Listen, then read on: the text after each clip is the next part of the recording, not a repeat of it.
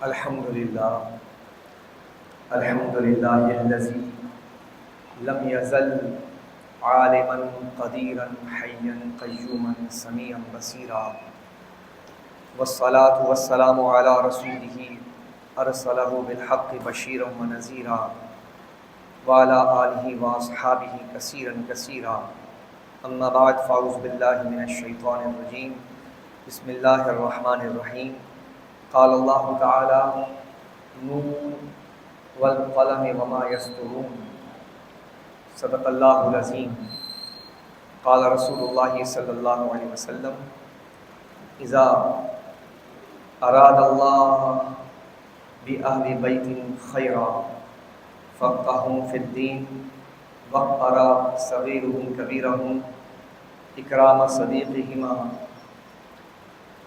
ورزقہم الرفق فی معیشتہم والقصد فی نفقاتہم وبصرہم فی عیوبہم صدق رسول اللہ صلی اللہ علیہ وسلم ان اللہ وملائکتہ یصلون علی النبی یا ایھا الذین آمنوا صلوا علیہ وسلموا تسلیما اللہم صل علی سیدنا و مولانا محمد صاحب وجہ الانور والجبین الازہر صلاۃ و سلام علیک یا رسول اللہ وعلی آلک و اصحابک یا حبیب اللہ۔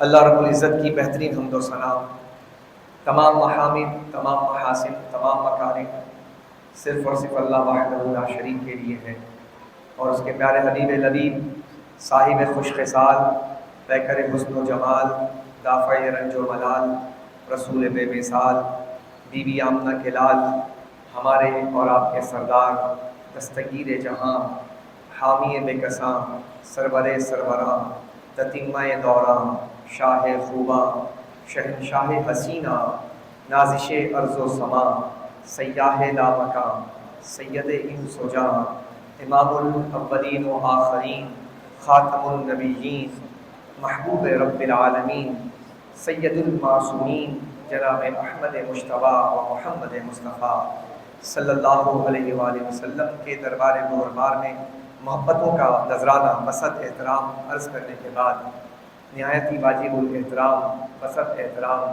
لائق صد احترام حضرت علامہ پیر طریقت اکبر حسین شاہ صاحب دامت برکاتہ العالیہ، حضرت علامہ مفتی رضوان احمد شیخ المدنی دامت برکاتہ العالیہ، جناب صاحبزادہ اعجاز نثاری صاحب دامت برکاتہ العالیہ، تمام مشاہدین، تمام مستمعین کی بارگاہ میں السلام علیکم ورحمۃ اللہ تعالی وبرکاتہ۔ حضرات عزیزہ کار، یہ صدی ایجادات کے اعتبار سے اپنے تمام ماضی کے صدیوں پر بہت فائق نظر آتی ہے۔ اس صدی کے اندر بہت سے انوویشنز اور ایجادات نے انسانی دنیا کو حیران کر دیا ہے۔ اسی صدی کے اندر آپ محسوس کریں گے کہ جو انرجی ہے، جو انرجی طاقت ہے، یہ انرجی،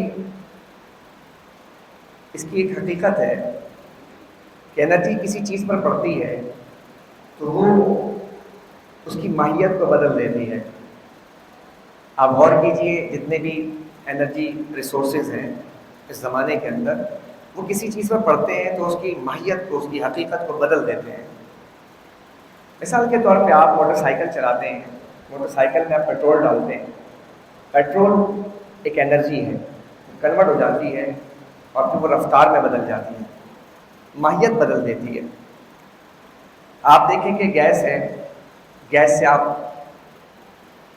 آج کے زمانے میں جنریٹر چلاتے ہیں، گیس کو آپ ڈالیں، وہ بھی ایک ریسورسز ہے انرجی کا، وہ کنورٹ ہوتا ہے، پھر وہ کرنٹ میں بدل جاتا ہے، پھر آپ اس سے بہت سی چیزیں آپ استعمال کرتے ہیں۔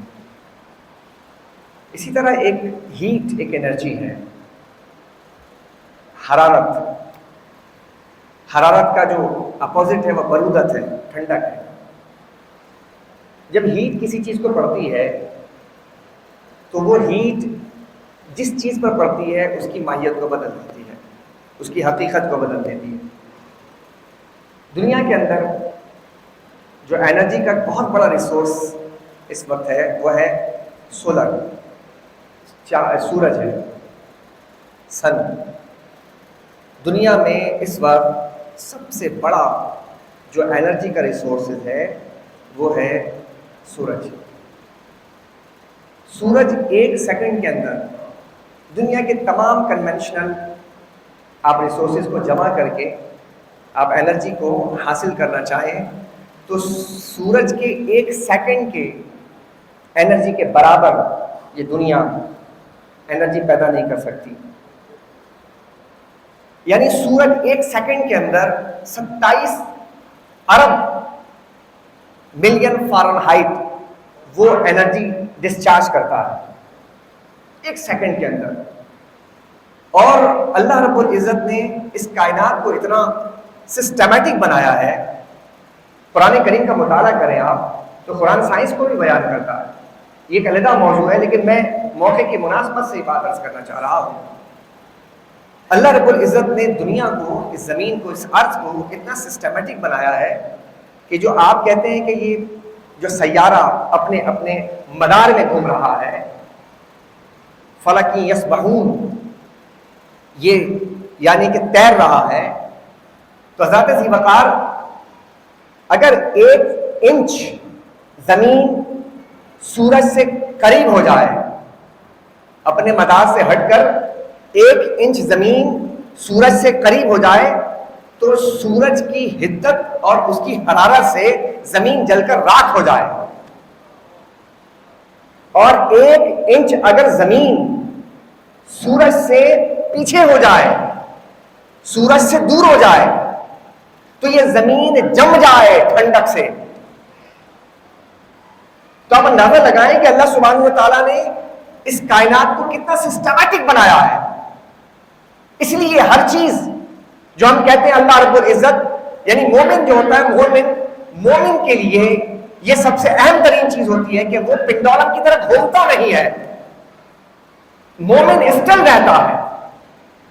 یہ حوادثات، یہ زمانے کے جتنے بھی اتار چڑھاؤ ہیں، یہ بارشوں کا برسنا، یہ سب مومن جب اس کو اپنی مومنانہ نگاہ سے دیکھتا ہے تو اس کا دل ایک جگہ برقرار رہتا ہے، وہ یہ کہتا ہے کہ جو کچھ اللہ کی طرف سے ہے اس میں خیر ہے۔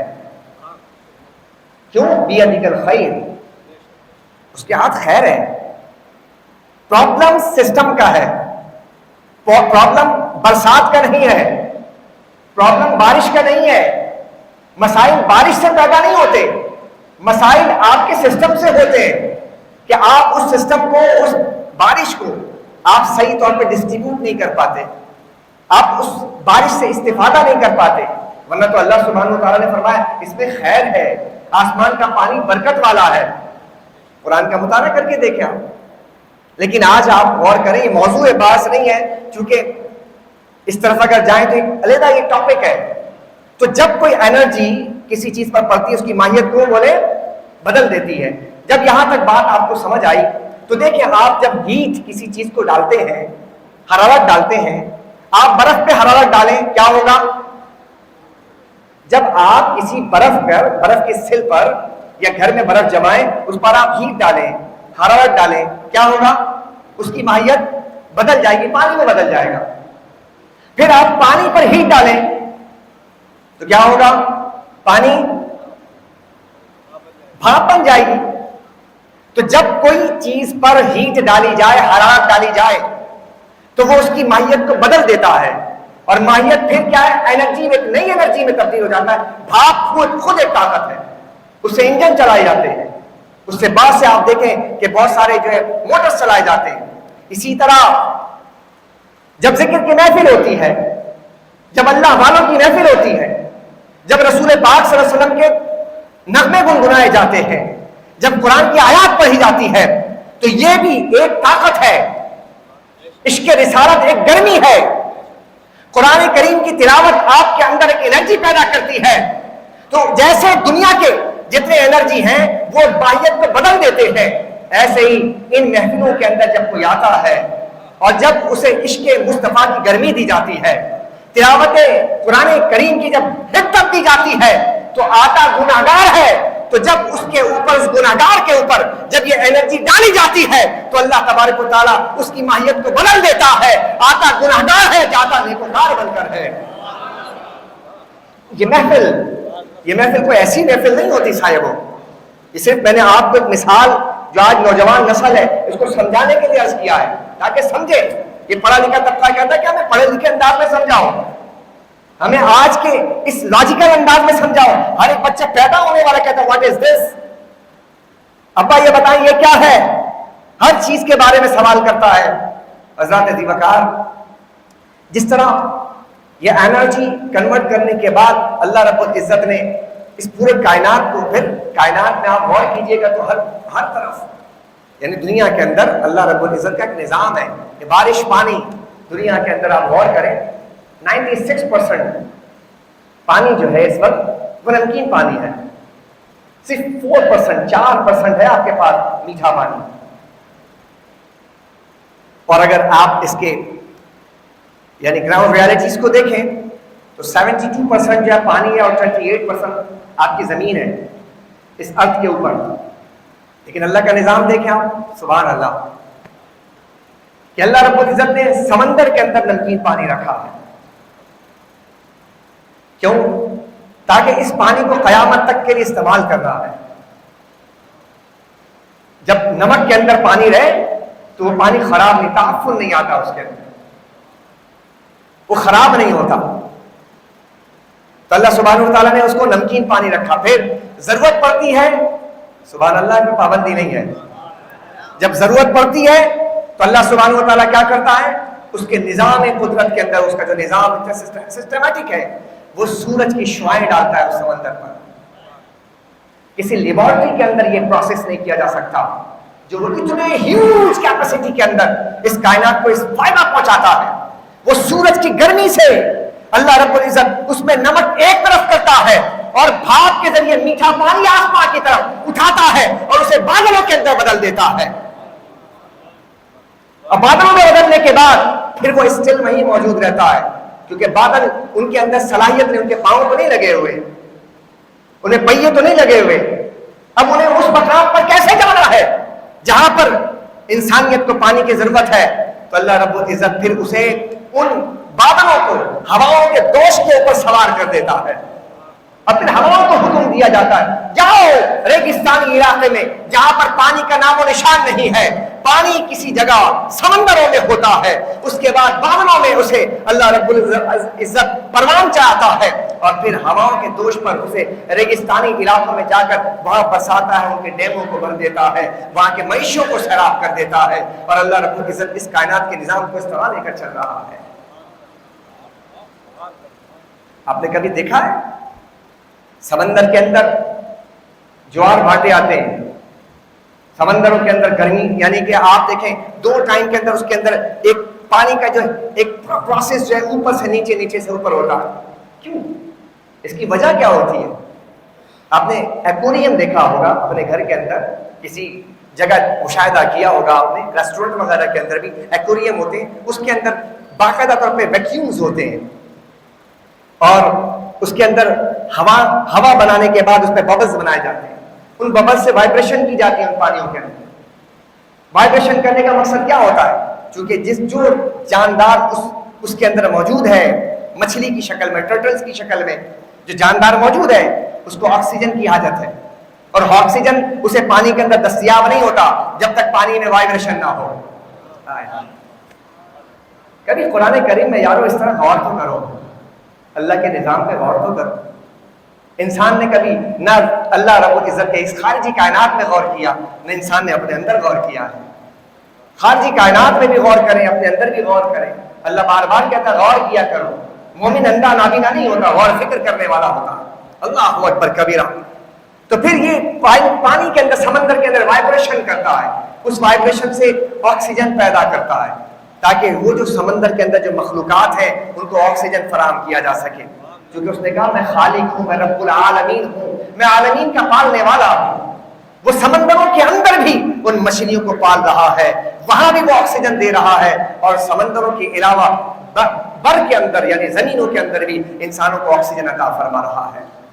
بات چلیے پانی سے مچھلی کی، آئیے میں آپ کو لے کر چلتا ہوں قرآن کریم کی، آپ کو سیر کرواتا ہوں۔ قرآن کے جس مقام کی تلاوت میں نے کی ہے گناہگار و سیاہکار میں، وہ ہے سورہ قلم کی ابتدائی آیات میں۔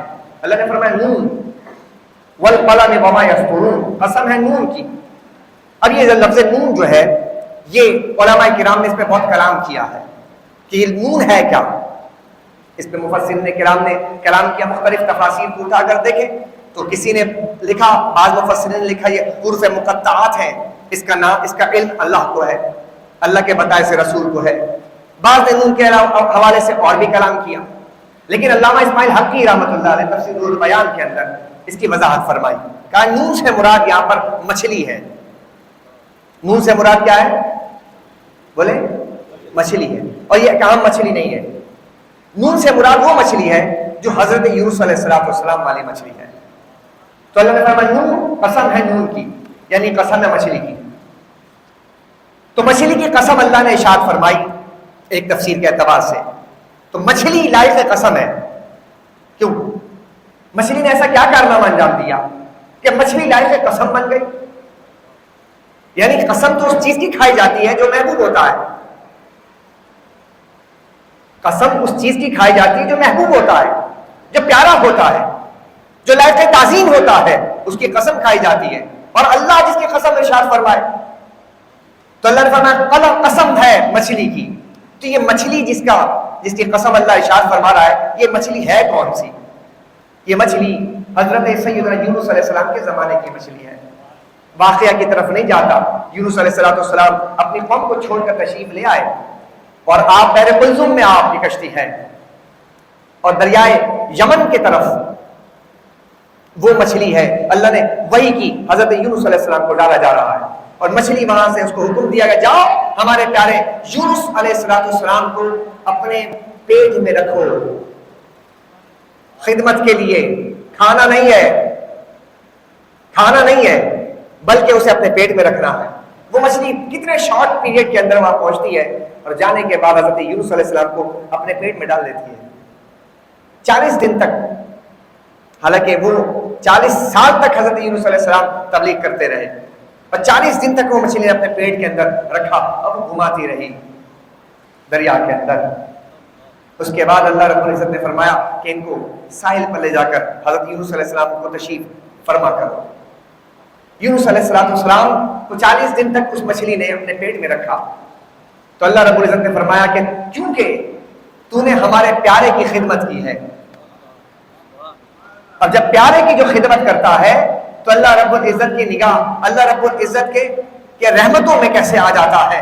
اللہ نے فرمایا کہ تو مچھلی ہے، اور مچھلی کا کام جو ہے اس کا جو ہے سمندروں میں سیر و سیاحت کرنا ہے، لائق تعظیم نہیں تھی، لائق قسم نہیں تھی، لیکن کام ایک ایسا کیا تو اللہ نے فرمایا قسم ہے اس مچھلی کی جس نے ہمارے پیارے کی خدمت کی ہے۔ یہاں سے ایک نقطہ ملتا ہے کہ اللہ تک پہنچنے کے بہت سے راستے ہیں، اللہ تک پہنچنے کے بہت سے راستے ہیں۔ ایک بہت آسان راستہ قرآن نے ہمیں سمجھایا کہ جو اللہ تک پہنچنا چاہتا ہے وہ اللہ کے پیاروں کی خدمت کرے۔ قرآن سے ہمیں کیا معلوم چلا کہ جو اللہ تک پہنچنا چاہتا ہے، اللہ کا محبوب بننا چاہتا ہے، تو اللہ رب العزت کے پیاروں کی خدمت کرے۔ یہ خدمت کوئی چھوٹی چیز نہیں ہے، اللہ کے پیاروں کی خدمت اللہ کا محبوب بنا دیتی ہے۔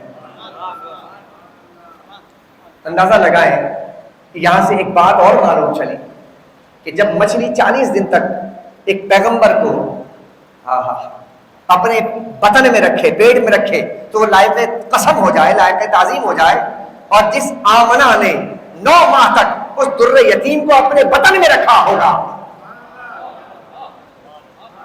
40 دن تک اپنے پیٹ میں رکھنے سے لائق قسم بن جائے، تو پھر سوچیے آپ، یہ تو اشرف المخلوقات نہ تھی، ارے یہاں پر حضرت یونس علیہ السلام جو مقتدی تھے، تو مقتدی کو پیٹ میں رکھنے کا یہ صلہ اللہ کی طرف سے ہے، تو جس نے امام الانبیاء کو اپنے بطن میں 9 ماہ رکھا ہوگا تو اللہ کے نزدیک ان کا مقام کیا ہو گیا۔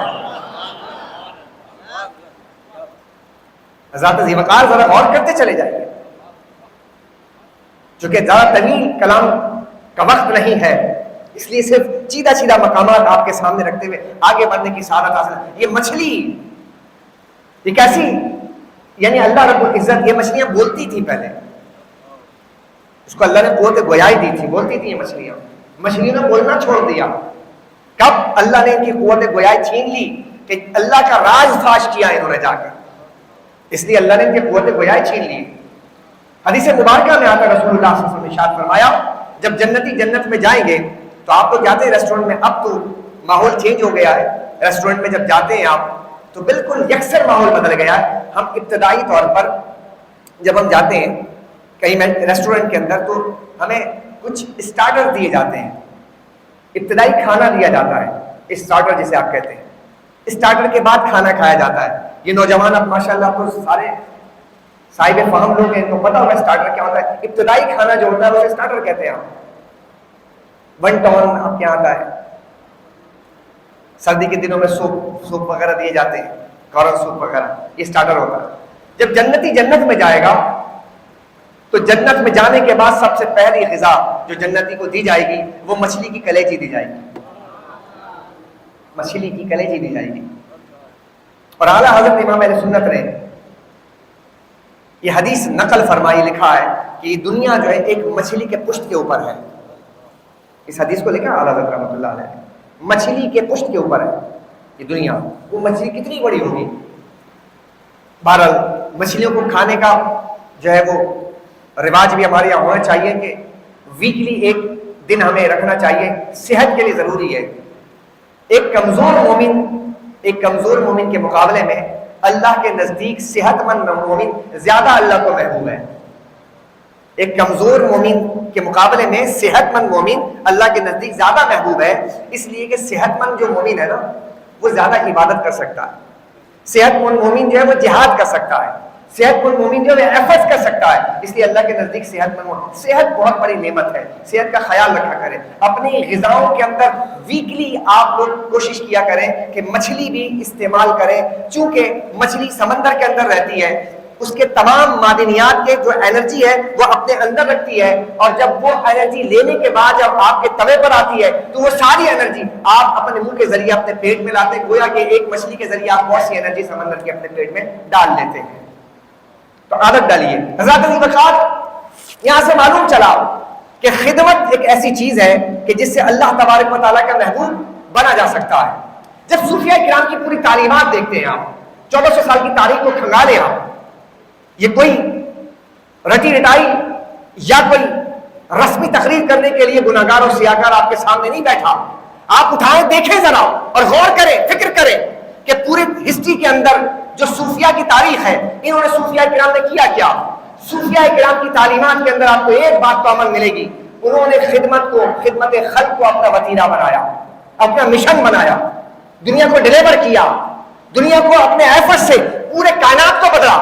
اور خدمت سے کیا ملتا ہے؟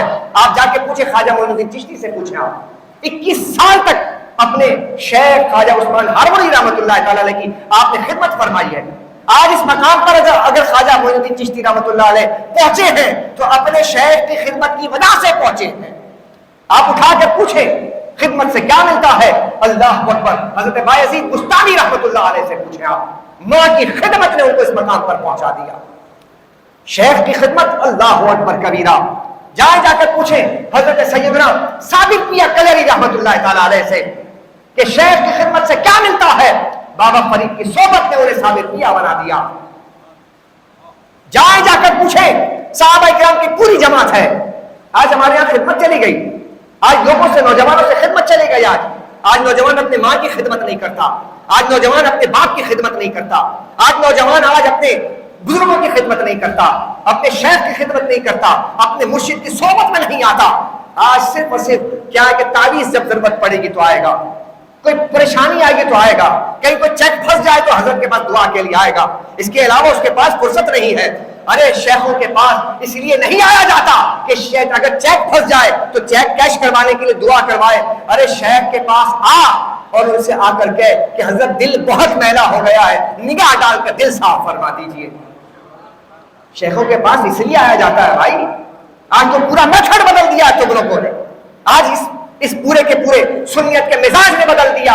آج کیا کرنے آتے؟ اللہ اکبر. اس کام کے لیے نہیں آتے. نظام الدین اولیاء وہاں پر کوئی تعویذ کے لیے نہیں آئے تھے، بلکہ اپنے شیخ کی صحبت میں اپنا تزکیہ نفس کرنے کے لیے آئے تھے، اپنے باطن کی دنیا کو بدلنے کے لیے آئے تھے. جائیں جا کے پوچھیں حضور کے دربار میں کہ صحبت سے اور خدمت سے کیا ملتا ہے. تمام صحابہ کی جماعت میں دو شخصیات کا نام بہت اوپر آتا ہے. حضرت عبداللہ ابن مسعود کا خادم رسول کا لقب دیا گیا. افقہ الصحابہ، علماء بیٹھے تشریف فرما ہے. افقہ الصحابہ عبداللہ ابن مسعود. افقہ الصحابہ کا مطلب کیا ہے؟ صحابہ میں سب سے زیادہ فقیہ، سب سے زیادہ فقیہ. ان سے زیادہ فقیہ کوئی نہیں تھا. کیسے ملا؟ اٹھائیں تاریخ کو، اٹھا کر دیکھیں، سیرت صحابہ اٹھا کر دیکھیں. ان کی ذمہ داری کیا تھی؟ وہ نالے میں مصطفیٰ اٹھایا کرتے تھے. ان کی رسپانسبلٹی یہ تھی، ان کی ذمہ داری یہ تھی کہ آقا دو جہاں جب بستر پر استراحت کے لیے تشریف لے جایا کرتے تھے تو میرے آقا کے بستر کو صاف اس طرح کرنے کے بعد اور صحیح سے اس کو بچھانے کے بعد آقا دو جہاں صلی اللہ علیہ وسلم کو عرض کرتے یا رسول اللہ تشریف فرما ہو جائیے. حضور کی بستر کی ذمہ داری ان کی تھی، حضور کے نالین اٹھانے کی ذمہ داری ان کی تھی. حضرت انس بن مالک کو اٹھا کر دیکھیں. یہ آج اس قوم کو بتانے کی ضرورت ہے. یہ قوم خدمت کے لیے آج خدمت کرتے، آج کاش کے یہ ہمارے حکمران خدمت کرتے تو آج رعایا کا یہ حال نہ ہوتا. آج اگر ہم اپنے مسلک کی خدمت کرتے تو آج یہ حالت ہماری نہ ہوتی. آج خانقاہیں اپنی ذمہ داری نبھا رہی ہوتی تو خدا کی قسم آج جو اہل سنت والجماعت کا جو حال ہو رہا ہے تو شاید آج یہ نظارے نہ ہوتے. آج نظارے جو آج ہم دیکھ رہے ہیں، ہم نے خدمتوں کو پس پش ڈال دیا ہے، ہم نے کسی اور راستے کو اختیار کر لیا ہے. حضرات ذی وقار آئیں، ہمیں ان راستوں پر چلنا پڑے گا. ایفرٹ کریں، ایفرٹ. رسول پاک صلی اللہ علیہ وسلم نے ارشاد فرمایا تیرے ہاتھ میں ایک کھجور کا درخت ہو، پودا ہو، اور ادھر قیامت کے آثار آ جائیں اور قیامت آ جائے تو اگر تیرے اندر اتنی طاقت ہے، اتنا وقت ہے تو پھر اس پودے کو زمین پر لگا کر مرنا. ادھر قیامت کا سور پھونک دیا جائے اور تیرے ہاتھ میں پودا ہو تو پودا لگا کر آنا. اور کیا آپ نے ہر ایک اس سے دنیا کو کیا فائدہ ہونا ہے، لیکن ایفرٹ لاسٹ ٹائم تک ایفرٹ کرنا ہے، آخری دم تک ایفرٹ کرنا ہے. حضور کی زندگی کے ایفرٹ آپ نے کہاں پڑے؟ ہم تو صرف حضور کے معجزات کا ذکر کرتے ہیں. ہم نے آسمانوں پہ جا کر حضور کو دیکھا، ہم نے آسمان پر جاتے ہوئے حضور صلی اللہ علیہ وسلم کو دیکھا. آقا دو جہاں کے لیے معراج کا واقعہ عظیم الشان واقعہ ہے، لیکن کبھی ہم نے آقا دو جہاں کو جنگلوں سے لکڑیاں کاٹ کر صحابہ کرام کے بارگاہ میں لاتے ہوئے نہیں دیکھا. ہم نے حضور نبی کریم علیہ السلام کو اپنے ہاتھ سے دودھ چو کر اپنے مہمانوں کو پلاتے ہوئے نہیں دیکھا. ہم نے حضور نبی کریم علیہ السلام آپ کے تسمے ٹوٹ جائے تو اپنے ہاتھ سے سیدھے ہوئے نہیں دیکھا. ہم نے حضور نبی کریم علیہ السلام کو اپنے کپڑے مبارک جب آپ کو دھونے کی حاجت ہوتی تو آپ صلی اللہ علیہ وسلم کو اپنے کپڑے دھوتے ہوئے نہیں دیکھا. ہم نے حضور نبی کریم علیہ السلام جب بازار جاتے، سنت کی بات تو ہم کرتے ہیں لیکن اپنی عملی زندگی کے اندر چھانٹ کر تو دیکھیں 1% ہمارے اندر نہیں ہے، 1% نہیں ہے. تقریروں سے انقلاب نہیں آتے. یہ جو تقریریں ہماری یہاں، یہ جو میں بھی تقریر کر رہا ہوں، میں بھی اگر صرف محض تقریر کروں اور عمل نہ کروں، آج قاری نثار الحق قادری کا نام اس لیے لیا جا رہا ہے کہ اس شخصیت نے ایک طرف تقریر بھی کی تھی تو دوسری طرف عمل کر کے دنیا کو بھی دکھایا تھا. تو انسان کی شخصیت چلی جاتی ہے، شخص چلا جاتا ہے، شخصیت زندہ رہ جاتی ہے. شخص چلا جاتا ہے، شخصیت. آج شخصیت کا ذکر ہو رہا ہے، شخص تو زمین کے اتنا چلا گیا ہے. شخصیت بنو، شخص بن کر زندگی مت گزارو، شخصیت بن کر زندگی گزارو. تو ذات ذی وقار نوجوانوں سے عرض کروں گا جن حالات کا آج مشاہدہ آپ کر رہے ہیں، بس آخر 2-4 گزارشات عرض کرتا ہوں، پیغام کی شکل میں عرض کرنا چاہوں گا. آپ اٹھائیں خانقاہوں کو. خانقاہوں کے اندر آپ کو 4 چیزیں کامن ملیں گی. نمبر 1، توجہ ہے آپ کی، سبحان اللہ کہہ دیں، ذرا بلند آواز سے کہہ دیں سبحان اللہ. نمبر 1، صوفی جب کسی گاؤں میں جاتے تھے، خانقاہ بناتے تھے تو خانقاہ کے بعد پہلی چیز آپ کو کامن ملے گی. وہاں پر وہ ایک کنویں کا انتظام ضرور کرتے تھے, پانی کا انتظام. نمبر 2, صوفی وہاں پر لنگر کھانے کا انتظام ضرور کرتے تھے. نمبر 3, صوفی وہاں پر شفا خانے کا انتظام ضرور کرتے تھے. نمبر 4, صوفی وہاں پر اللہ اکبر صوفی وہاں پر مدرسے کا انتظام ضرور کرتے تھے. بولے 4 کام. یہ علماء کرام بیٹھے ہیں, میں ان کی پشت پناہی کے بعد یہ بات عرض کر رہا ہوں, اگر میں کہیں غلط ہوں تو یہ بات میری اصلاح کر دیں گے. 4 چیزیں آپ کو کامن ملیں گی, اور یہ 4 چیزیں انسان کی زندگی کے اندر یہ کمپلسری ہیں, نیسسریز میں سے ہیں. آپ پیدا ہو, آپ کا بچہ پیدا ہو, بولیے پانی کی ضرورت ہے یا نہیں ہے؟ کھانے کی ضرورت ہے یا نہیں ہے؟ بیمار ہوں گے تو دوا کی ضرورت ہے یا نہیں ہے؟ اور جب بچہ جب صغر سنی سے آگے جائے گا اور سیانہ ہوگا اور رشد کے ان مراحل سے گزرتا ہوا آگے جائے گا تو اسے تعلیم کی ضرورت ہے یا نہیں ہے؟ بولے نا ہے. اب یہ 4 چیزیں جب آپ کے خانقاہوں سے دی جائیں گی تو پورے کے پورے علاقے کو آپ نے کیپچر کر لیا نا اپنے پاس, ان کی ضروریات کو آپ نے اپنے طرف مائل کر لیا نا. اب مجھے بتائیں, وہ جو شخص آپ سے وابستہ ہے, آپ کی مسجد سے, آپ کے خانقاہ سے, وہ کسی اور طرف دیکھے گا؟ بولے نا نہیں دیکھے گا. وہ آپ کا ہی ہو جائے گا زندگی بھر, کیونکہ آپ نے اس کی ضرورت تمام کی تمام پرووائڈ کر دی ہے. صوفیاء کرام نے دلوں پر حکومت کی ہے, گردنوں پہ حکومت نہیں کی ہے, ضروریات کا خیال کیا ہے. اور ان کے لنگر خانے جو چلتے تھے, اللہ اکبر, حضرت خواجہ بختیار کاکی رحمۃ اللہ تعالی کو اٹھا کر دیکھیں, اتنے سارے پیسے آتے, سارے کے سارے شام تک کے ختم.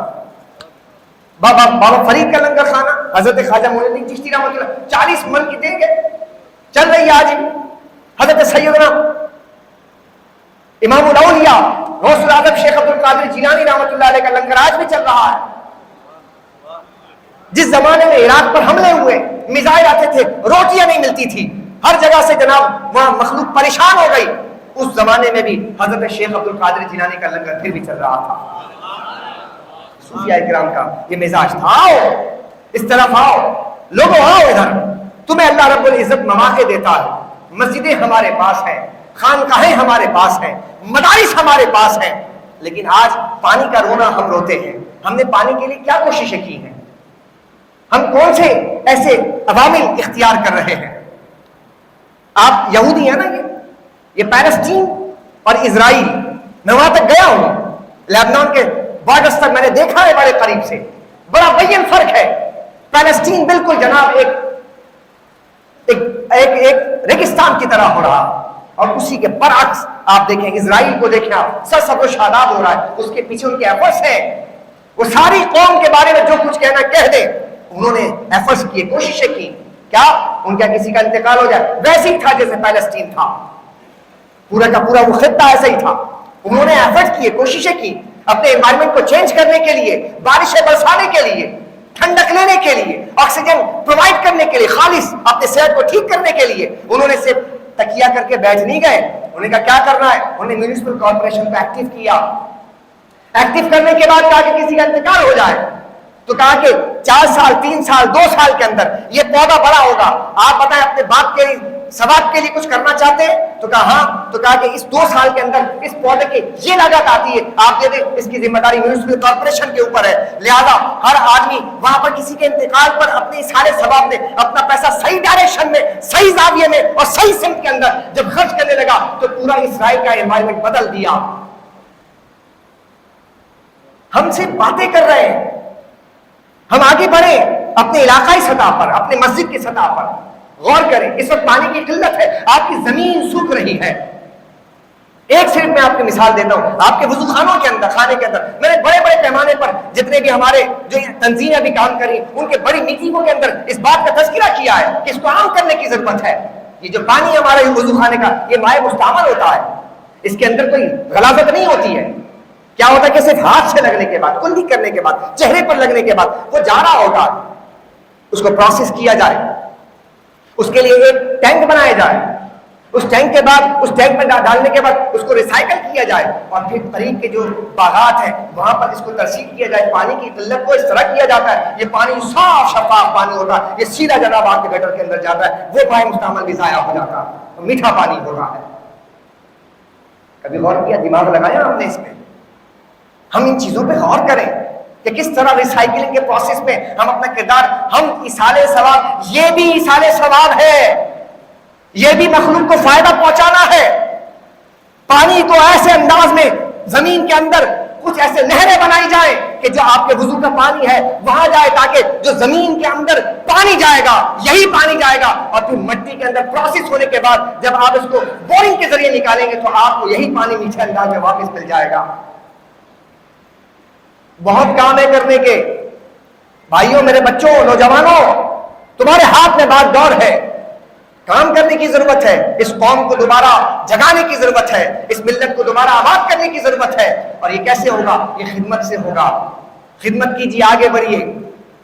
دواخانے چھوٹے پیمانے پر ایک ڈسپینسری بن سکتی ہے، کتنی مہنگی دوائیں ہیں، ایک غریب اپنا علاج نہیں کروا سکتا، کیا ہم اپنے ایصال ثواب کے لیے دوائیں دے کر ان غریبوں کے علاج کے لیے ہم اپنے علاقائی سطح پر یہ کام کر سکتے ہیں؟ تو جب مسجدیں، خانقاہیں یہ کام کرتی تھیں، پورے علاقے ہمارے ہوا کرتے تھے، ہر طرف لوگ ہمارے گن گایا کرتے تھے۔ اب صرف ہمارے یہاں کیا ہوتا ہے کہ ہمارے یہاں سیمینارز بنا دیے جاتے ہیں، سیمینار میں تقریریں ہوتی ہیں، مقالات پڑھ دیے جاتے ہیں اور نعرے لگا دیے جاتے ہیں، دھرنے دے دیے جاتے ہیں، لیکن جب ایفرٹ کا وقت آتا ہے قوم اسی طرح لاچار بیمار رہتی ہے، لیکن ہمارے پاس کوئی پلان نہیں ہوتا ہے، ایک مستقل پلان کے ساتھ ہم کام کر سکتے ہیں۔ ساتھیوں، دوستوں، بزرگوں، آئیے اور آ کر اس مرحلے کو آگے بڑھانا ہے، ہم نے کچھ کرنا ہے۔ اسی کے بارے میں تو دیکھیں، یہ مخلوق کو خدمت جب آپ کریں گے، الخلق عیال اللہ، اللہ کے رسول نے ارشاد فرمایا کہ جو خلق ہے یہ اللہ کا کنبہ ہے، یہ جو خلق ہے نا، مخلوق، یہ اللہ کا کنبہ ہے۔ بتاؤ نا ذرا، تمہارے بچے کو کوئی ٹافی دے دیتا ہے تو تمہیں کتنی خوشی ہوتی ہے، تم اس بندے کے بارے میں اپنے دل کے اندر کتنا قلبی راحت محسوس کرتے ہو۔ اللہ اکبر، جب کوئی اللہ کے مخلوق کو فائدہ پہنچانے کی کوشش کرے گا تو بتائیں کہ اللہ رب العزت اس بندے سے کتنا خوش ہو جائے گا۔ ہمارے بزرگان نے، ہمارے اسلاف نے یہی کارنامے انجام دیے ہیں۔ اب ہمارے یہاں صرف ان کی کرامتوں کا ذکر ہے اور یہ تقریریں رہ گئی ہیں۔ ہمیں باقاعدہ طور پر پری پلان، مجھ سے قبل حضرت نے اتنی تفصیل کے ساتھ قبلہ پیر صاحب نے بیان کیا کہ ہمارے جتنے بزرگان نے خدمتیں کی ہیں، آج ان خدمتوں کی وجہ سے آج ان کا نام ہے۔ ہمیں بھی خدمت کرنا ہے، ہمیں قاری نثار الحق قادری جیسا مستقیم استقامت والا انسان بننا ہے، ہمیں ان جیسا بننا ہے۔ ان جیسا بننے کے لیے ہمیں کیا کرنا ہوگا؟ ہمیں ان جیسے اقدامات کرنے ہوں گے، وہ جیسے ایفرٹس کرنے ہوں گے۔ زندگی بھر انہوں نے ایک گھر کے اندر زندگی گزار لی، وہ چاہتے تو کیا کچھ بنا سکتے تھے نا، لیکن نہیں، مخلوق کی خدمت کی ہے۔ جب مخلوق کی کوئی خدمت کرتا ہے تو اللہ کی طرف سے اجر کیا ملتا ہے کہ قیامت کے دن لوگ کفن پہن کر اٹھ رہے ہوں گے، لیکن سلام ہے اے قاری صاحب آپ کی ذات پر کہ اللہ اکبر، قیامت میں آپ احرام کی حالت میں اٹھ رہے ہوں گے۔ اللہ نے کیا مقام آپ کو دیا ہے۔ اللہ تعالیٰ ان کے تربت پر رحمتوں کی بارش فرمائے۔ میں نے کہا ٹائم زیادہ لے لیا تو آپ سے معذرت خواہ ہوں، وما علیہ الا البلاغ المبین۔